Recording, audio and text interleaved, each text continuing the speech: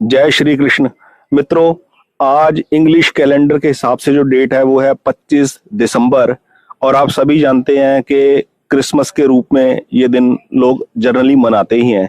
लेकिन इस दिन की जो सबसे मुख्य विशेषता है वो ये है कि मुख्यतः पंजाब में, न केवल पंजाब में बल्कि पूरे विश्व में, जो भी लोग अपने धर्म, अपने इतिहास और अपनी संस्कृति से प्रेम करते हैं, वो गुरु गोविंद सिंह जी महाराज के परिवार के बलिदान को कभी भूल नहीं सकते। क्योंकि विशेषता पंजाब में 21 दिसंबर से 27 दिसंबर के ये जो दिन है, ये शहीदी दिवस के रूप में मनाए जाते हैं। क्योंकि इन 7 दिनों में ही गुरु गोविंद सिंह जी महाराज का पूरा परिवार जुल्म अत्याचार के खिलाफ लड़ाई में और धर्म की रक्षा के लिए बलिदान हुआ था।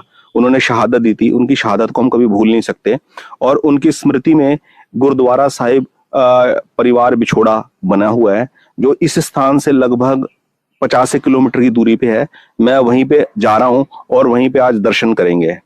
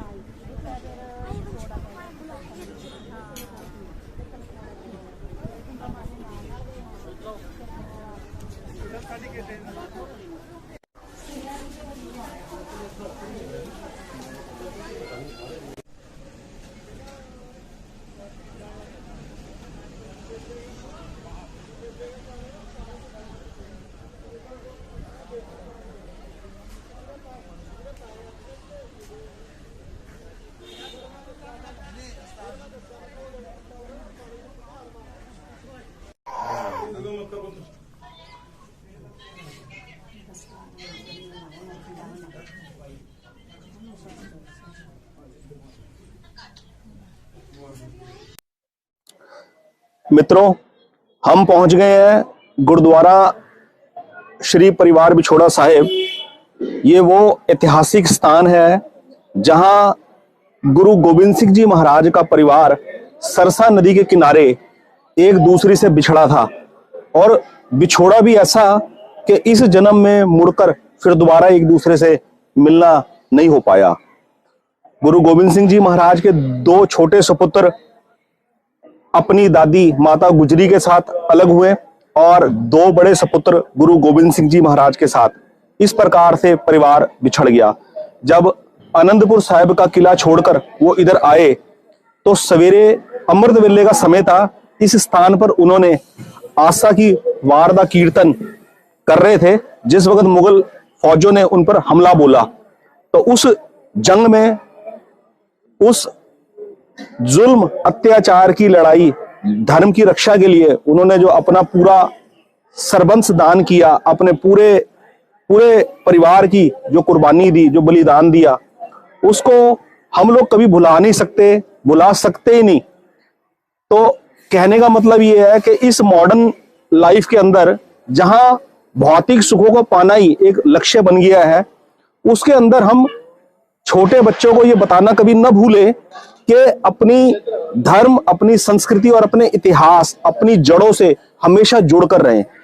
जिन महापुरुषों ने हमारी रक्षा के लिए, धर्म की रक्षा के लिए इतना बड़ा त्याग, इतना बलिदान दिया, अपना पूरा परिवार कुर्बान कर दिया, उनको कभी ना भूला जाए, उनको हमेशा में ध्यान रखें और उन्हीं संस्कारों को हम अपने बच्चों को भी सिखाएं।